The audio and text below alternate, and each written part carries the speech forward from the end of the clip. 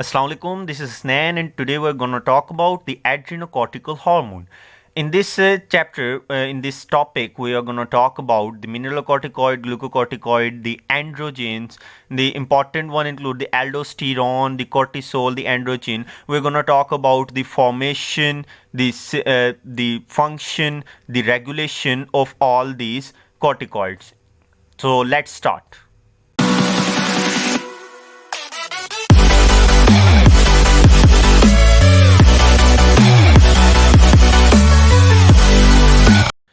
Adrenocortical hormone. Now, adrenocortical hormone are produced from the cortex of adrenal gland. It contains three types of hormones, that is mineralocorticoid, glucocorticoid and androgens. Now, from outside to the inside of the adrenal gland, we see the cortex and medulla. The cortex is further divided into three parts, that is zona glomerulosa, zona fasciculata and zona reticularis, and below it is medulla. So the mineralocorticoid is produced by the zona glomerulosa, which affects the extracellular matrix electrolyte composition, and the most important one is aldosterone. The glucocorticoid is produced by zona fasciculata, and which affects the blood glucose concentration. The most important one is cortisol, while the androgen is produced mostly from the zona reticularis. The glucocorticoid and the androgen are all both produced from the fasciculata and reticularis, but glucocorticoid is mainly produced from fasciculata and androgen is mainly produced by reticularis. It includes the estrogen, dihydroxy, androsterone, and its function is to produce the secondary sex characteristics. Now, the working of the adrenocortical hormone consists of two parts, that is genomic and non-genomic. Now, the synthesis, it is produced 20 the adrenocortical hormone is produced from cholesterol. Now, this cholesterol is produced 80% by low density lipids in the plasma and 20% from acetate. So, this cholesterol is acted upon by an enzyme called cholesterol demolase to get converted into pregnenolone. Pregnenolone is a precursor for the adrenocortical hormone, and the important point here that is that it's a rate limiting step, that is the cholesterol to pregnenolone conversion. So the rate limiting step is tightly controlled by the secretion of adrenocorticotropic hormone. Now, the degradation of adrenocortical hormone, it occurs in liver. When the hormone breaks down in tiny parts, it is conjugated to sulfates in a lesser amount and mainly with conjugated to glucuronic acid. Now, after conjugation, they become inactive. That is, they lose their mineralocorticoid or glucocorticoid activity. So, this inactive state is its 25% is transported to bile, which is ultimately moved out of the body through feces, while the remaining is dissolved in plasma, where it moves to the kidney through glomerular filtration and ultimately gets out of the body through urine. Now, talking first about the mineralocorticoid, important one, that is aldosterone, which is produced mainly in zona glomerulosa. Its concentration in blood is 6 nanogram per 100 ml, and it is secreted at the rate of 0.15 milligram per day. Now, formation of aldosterone. As I have told before that the pregnenolone is the precursor of all adrenocortical hormone. So, this pregnenolone is acted upon by an enzyme 3-beta hydroxysteroid dehydrogenase, which convert the pregnenolone into progesterone. Now, this progesterone is acted upon by an enzyme called 21 beta hydroxylase, which converts the progesterone into 11 deoxycorticosterone. This deoxycorticosterone is then acted upon by another hydroxylase known as 11 beta hydroxylase. This 11 beta hydroxylase converts it into corticosterone. This corticosterone is then converted into aldosterone by an enzyme called aldosterone synthase, and we got aldosterone. This aldosterone synthase is positively enforced by angiotensin 2, which is produced when there is decreased blood volume and decreased blood pressure via the epithelial cells of glomerula of kidney. So, what are the functional actions of the aldosterone? The functional action include action on the renal tubule. What happens in the renal tubule? Aldosterone increases the sodium absorption in place of potassium and hydrogen ion. Let me explain it a little.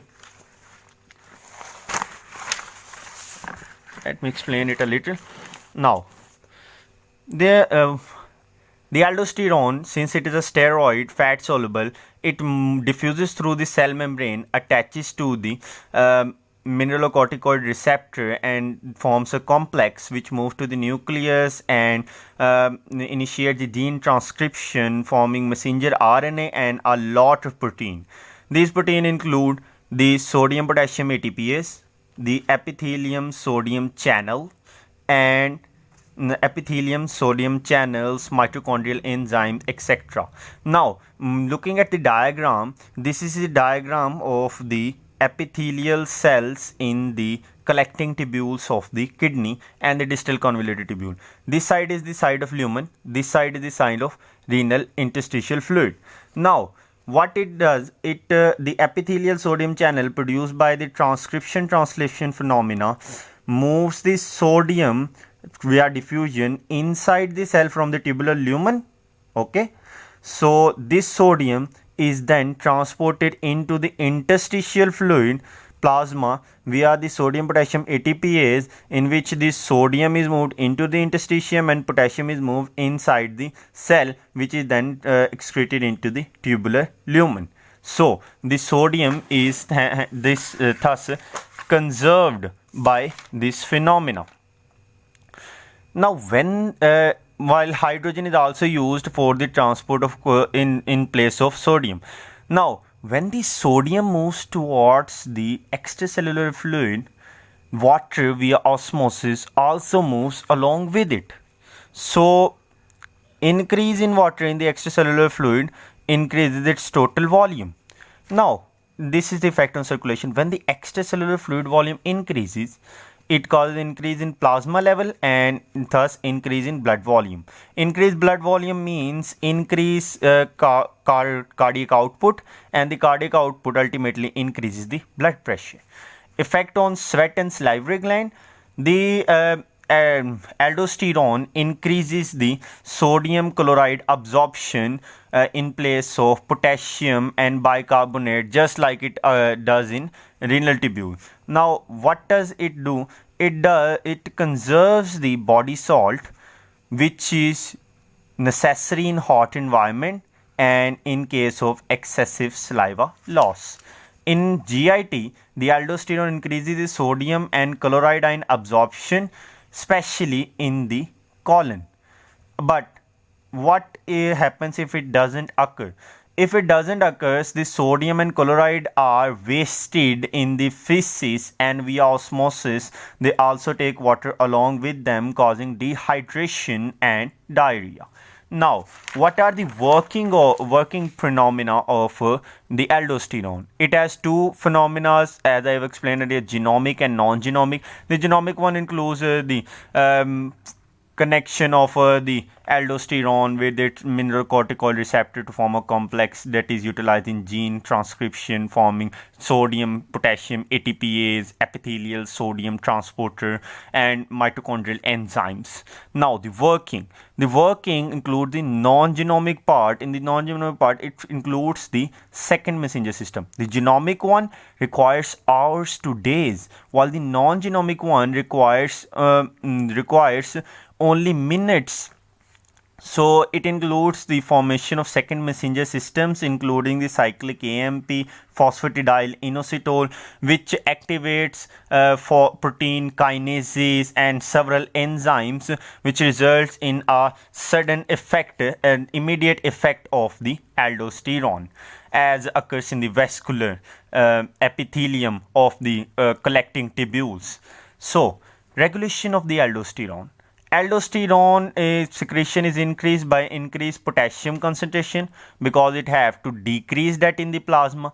It is activated by decreased sodium concentration because it then have to absorb the sodium and prevent it from being excreted. It is increased by adrenocorticotropic hormone produced by the anterior pituitary, but this one has little effect in case of aldosterone. The adrenocorticotropic hormone has only a permissive role, that is, it permits the adrenal gland to secrete the aldosterone and nothing less. It doesn't control its secretion. So the last one in the regulation is the renin-angiotensin renin-angiotensin enzyme, which I have already explained, is produced by a decrease in blood volume and blood pressure. So, next is the cortisol. Cortisol is produced by both zona fasciculata and reticularis, but mainly in zona fasciculata. It has a blood concentration of 12 microgram per 100 ml. It is secreted at the rate of 15 milligram per day, and it is a glucocorticoid. Glucocorticoid means that it affects the blood glucose level.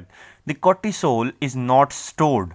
It is secreted as it is produced in a pulsatile manner. Pulsatile manner means that its secretion increases and decreases via time. The cortisol secretion is maximum in the morning at 6 a.m. approximately. Now, formation of the cortisol. As I've already explained, the precursor is the pregnenolone. The pregnenolone is acted upon by an enzyme called 17 alpha hydroxylase to convert into its 17 hydroxypregnenolone. Now, this pregnenolone can also be acted upon by 3 beta hydroxysteroid dehydrogenase to convert it into progesterone, which then, just like pregnenolone, acted upon by 17 alpha hydroxylase to convert into 17 hydroxyprogesterone. Now we have hydroxyprogesterone and hydroxypregnenolone. This hydroxypregnenolone can be converted into progesterone by the same enzyme which convert the pregnenolone into progesterone, that is 3 beta hydroxysteroid dehydrogenase. Now, this 17 hydroxyprogesterone is acted upon by a hydroxylase, that is 21 hydroxylase, to convert into 11 deoxycortisol. Now, this cortisol or deoxycortisol is further acted upon by another hydroxylase known as 11 beta hydroxylase, which converts it into cortisol. Now, what are the working processes of the cortisol? Just like we have said before, genomic and non-genomic. Genomic one includes the cortisol attaches to the glucocorticoid receptor, form a complex which initiate the gene transcription, affecting the protein synthesis of different factors. While the non-genomic one, in case of cortisol, the non-genomic one has a little effect, and that is evident by recent studies. So now, the functional action of the cortisol. The cortisol act upon the carb metabolism, protein metabolism, fats, anti-inflammatory action, stress, and blood cells. Now, what it does in carb metabolism?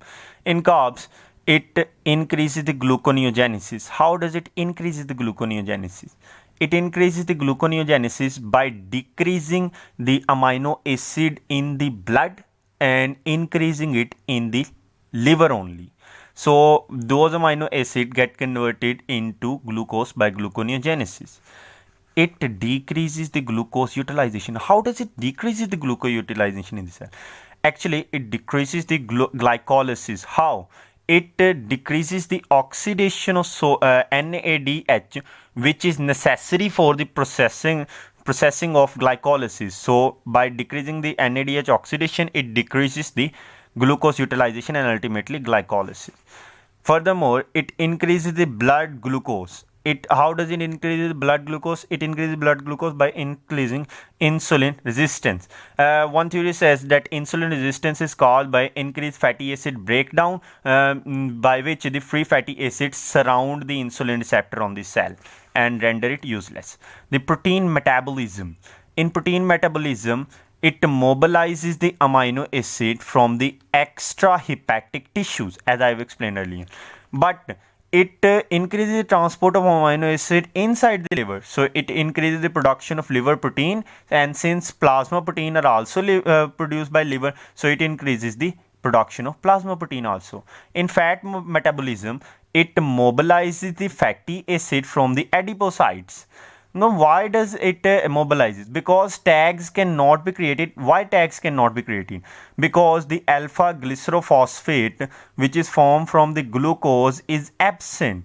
Why it is absent? Because the glucose, which is produced by glycolysis, glucose transport is diminished along with the glycolysis. So, no glucose means no alpha glycerophosphate, and that means no tag and triacylglycerol, and no tags means there are only fatty acids.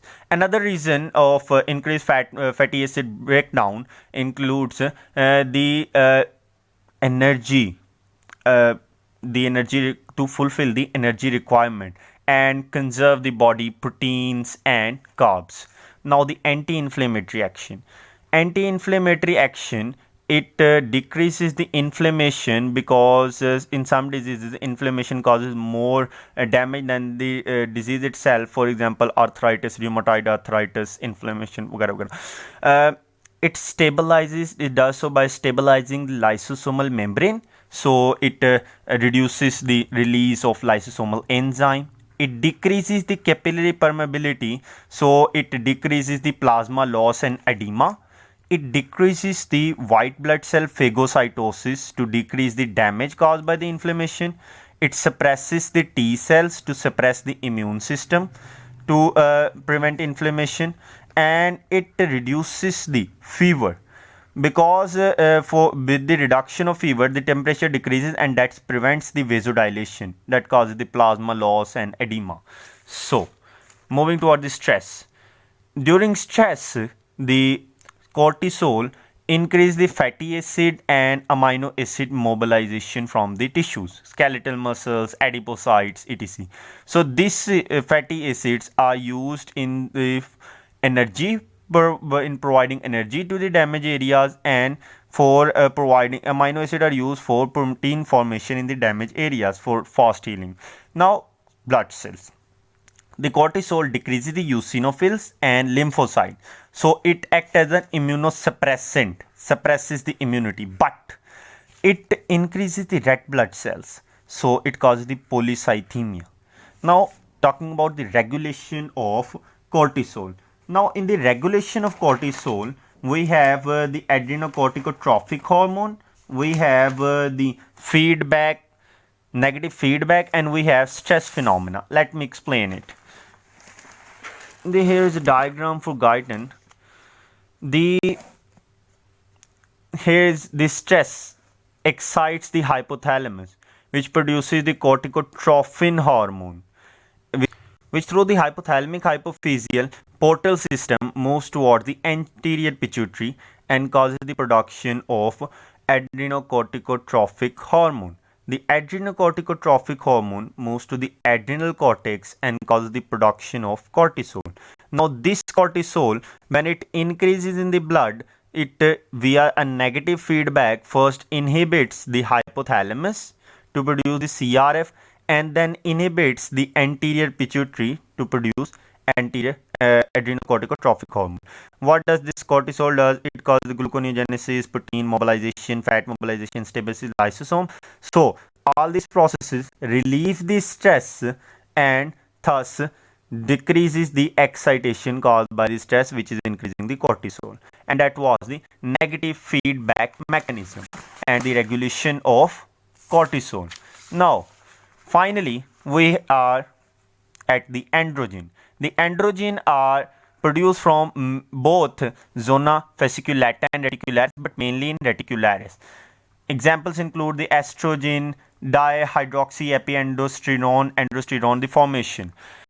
From pregnenolone and progesterone, we have formed 7-hydroxypregnenolone and 7-hydroxyprogesterone, which both of these are acted upon by a lyase known as 1720 lyase. The pregnenolone, hydroxypregnenolone convert into dihydroxyepindosterone, while the hydroxyprogesterone converts into androstenedione. The DHEA is acted upon by 3-beta hydroxysteroid dehydrogenase and also gets converted into androstenedione. The androstenedione is then again acted upon by 17-beta hydroxysteroid dehydrogenase to convert it into testosterone. And this testosterone by an enzyme called aromatase is converted into estrogen. So, what is the function of the adrenal androgen? It causes the production of secondary sex characteristics. It causes including the growth of pubic hair, axillary hair in female, and along with these the coarseness of voice in male, and the sexual characteristics other. So it also produces the testosterone, and that was all from the adrenocortical hormone. Please subscribe the channel and thank you. Yep.